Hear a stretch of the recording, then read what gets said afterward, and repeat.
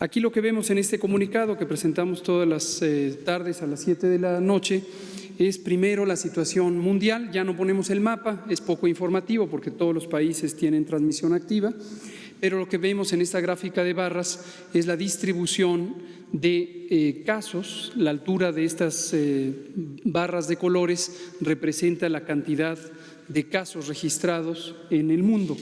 Las letras son muy chicas en el eje vertical, pero los números en resumen están ahí. Más de 1.773.000 personas han tenido COVID a lo largo de la epidemia desde que empezó en China a principios de enero. Es importante notar que un poco más de 1 millón de personas, casi 1.080.000, han tenido COVID en las últimas 14 días, es decir, las últimas 2 semanas. Esto es importante porque esta transmisión reciente, esta ocurrencia reciente de la enfermedad es lo que realmente está empujando la epidemia, está manteniendo la transmisión, mientras que el resto, el 39% de los casos que ya ocurrieron más allá de 14 días son personas que se han recuperado en su enorme mayoría, y eso es una buena noticia porque representan, al contrario, en lugar de ser el motor de la epidemia, representan el freno de la epidemia. Entre más una proporción más grande, un porcentaje más grande de personas que hayan tenido la enfermedad se recuperen, quedarán inmunes. Inmunes quiere decir protegidas biológicamente de la infección, y entonces tendrán la posibilidad de no transmitir y frenar la epidemia.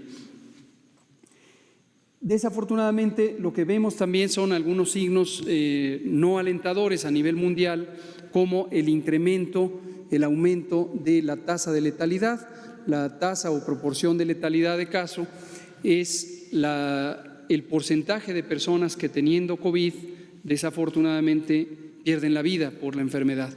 Y esto es importante porque lo que representa en buena medida es que conforme la enfermedad se ha propagado en distintos territorios del mundo, no todos tienen la misma capacidad de atención, y las dificultades para atender a todas las personas condiciona en muy buena medida la probabilidad de morir. Finalmente, lo que se ve en colores y también en la tabla es la contribución que tiene cada una de las regiones del mundo para mantener activa a la epidemia, y lo podemos ver en la siguiente diapositiva de manera más clara. En la barra de hasta abajo lo que se ve es Europa, en la barra roja está la región de América. Son las dos regiones del mundo que tienen la mayor contribución, Europa todavía con 48% y América con 43%.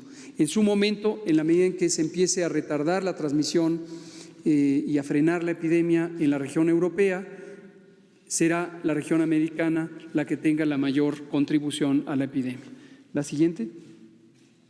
Y este es el mapa de México, en donde lo vamos a presentar en dos maneras, en este y en el siguiente mapa. En este lo que vemos es el número de casos por entidad federativa, y hemos destacado que la región metropolitana del Valle de México, que es la Ciudad de México y la zona conurbada en el Estado de México, dado que son la región más poblada del país, en conjunto ocupan casi el 23% de la población del país, tenemos la mayor contribución con el número de casos. Hasta el momento y desde el inicio de la epidemia en México, que fue el 28 de febrero, cuando tuvimos el primer caso, se han detectado 5.014 personas que han tenido COVID.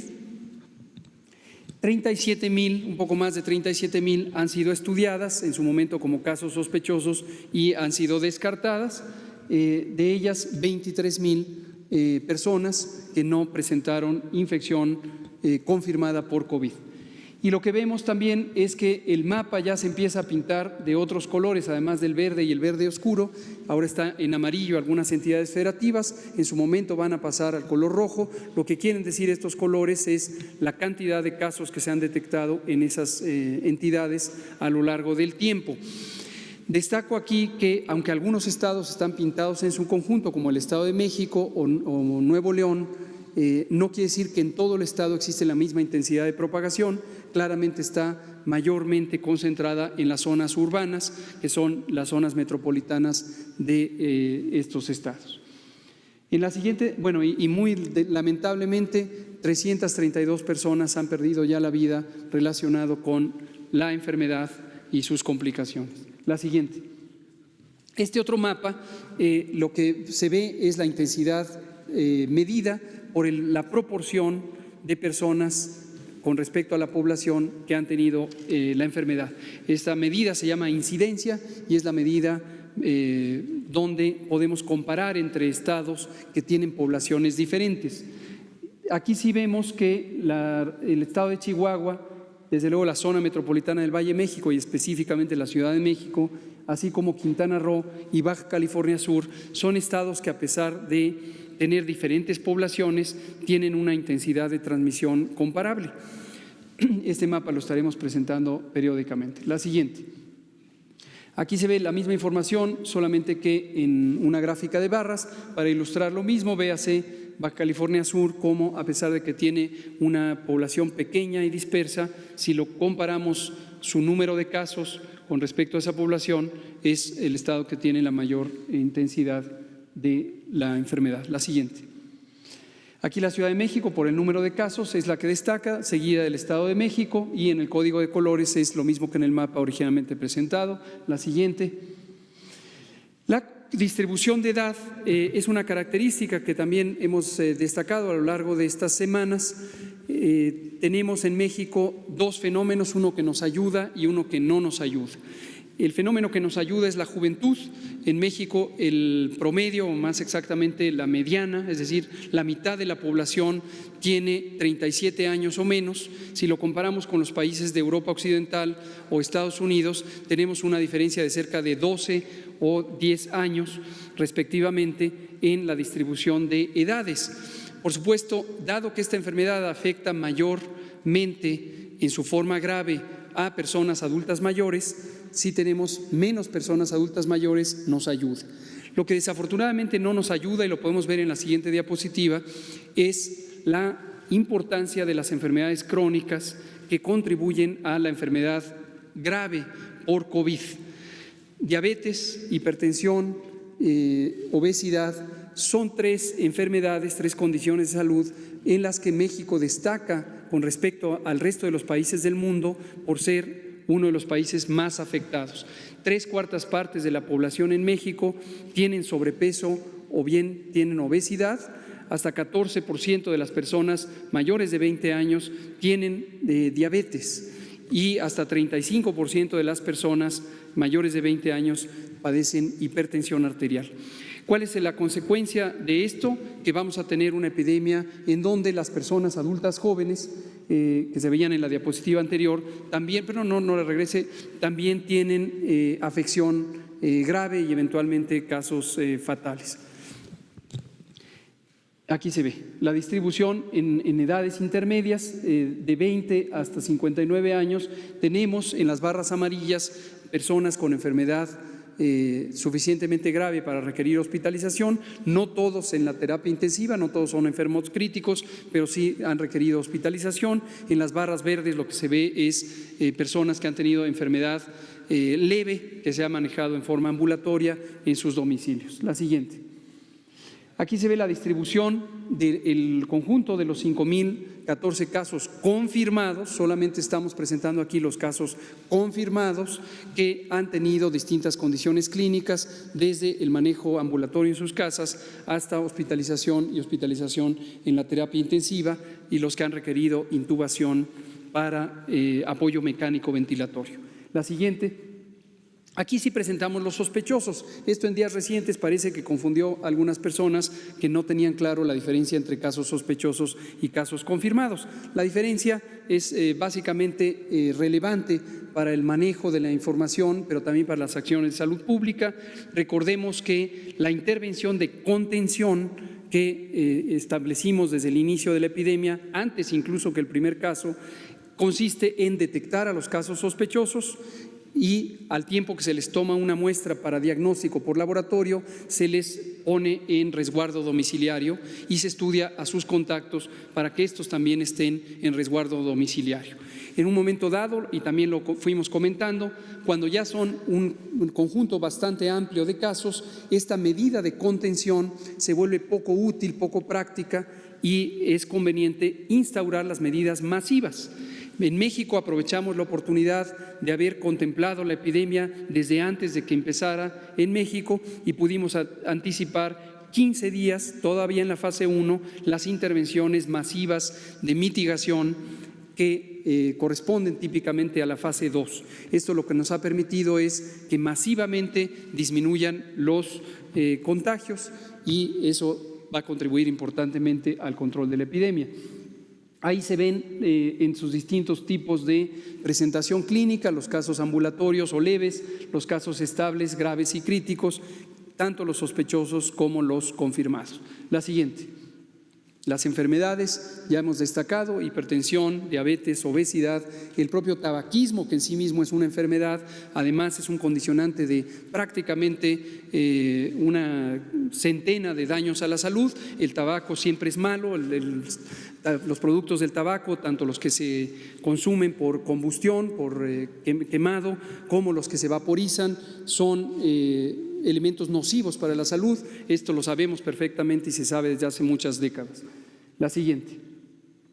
Aquí se ve en tres grandes grupos arbitrariamente organizados las personas menores de 25 años, que incluye a los adolescentes y niños, que muy afortunadamente no tienen enfermedad grave y no han tenido casos fatales.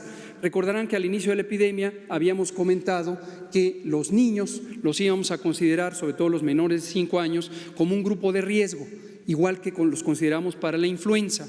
Eso lo dijimos en un momento en donde la epidemia solo estaba en China y no había una suficiente experiencia acumulada de conocimiento para identificar esto. Afortunadamente, el conocimiento que se produjo conforme la epidemia avanzó en otros países nos ha permitido identificar con razonable certidumbre que los niños no son una población de alto riesgo, a diferencia de lo que sí seguimos considerando para los adultos mayores, las mujeres embarazadas y las personas que padecen enfermedades crónicas. El grupo de edad intermedia, 25 a 59 años, sí tiene esta letalidad de 5.1% y notoriamente los mayores de 60 tienen letalidades superiores al 14%.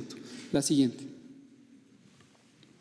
Este es el detalle por entidad federativa. Aquí quiero destacar dos cosas. Cuando vemos en una entidad federativa letalidades altas, esto puede representar al menos dos cosas. Una, que la capacidad de atención pudiera estar rebasada y el rebasar la capacidad de atención, como lo hemos alertado, puede condicionar una mayor letalidad porque la oportunidad de atención de las personas en estado crítico se reduzca. Pero lo otro que también puede revelar, y frecuentemente lo revela, es un proceso de identificación de casos no eficiente. Y esto es importante porque cuando vemos estados con un número pequeño de casos fatales, pero que tienen letalidades muy altas, es el caso del extremo derecho e izquierdo para ustedes de la diapositiva, lo más probable es que hay una dificultad para identificar casos y esto tiene que subsanarse. La siguiente. La mortalidad, a diferencia de la letalidad, lo que revela es la contribución de cierta enfermedad, en este caso COVID, en las causas de muerte que presenta una entidad federativa o todo el país. La mortalidad en México en promedio es 0.26 por 100,000 habitantes. No lo vayan a interpretar como un porcentaje, es 0.26 por 100,000 habitantes y esa es la contribución que se ve en la gráfica para las distintas entidades federativas. La siguiente. Este es otro dato importante que ustedes conozcan, que es la contribución de distintos virus respiratorios a los casos tanto de enfermedad leve como de enfermedad grave. Las distintas causas de neumonía siguen presentes en el panorama nacional y mundial y contribuyen proporcionalmente a la ocurrencia de neumonías. Hasta hace algunas semanas, concretamente en la semana 9, que es la primera semana de marzo, teníamos todavía una contribución importante del virus influenza o de los distintos tipos del virus influenza, que estábamos todavía en la temporada ordinaria o estacional de influenza. Sin embargo, ahorita ya se redujo sustancialmente la contribución del virus influenza y el virus SARS-CoV-2 causante de COVID está presente en alrededor de 15%.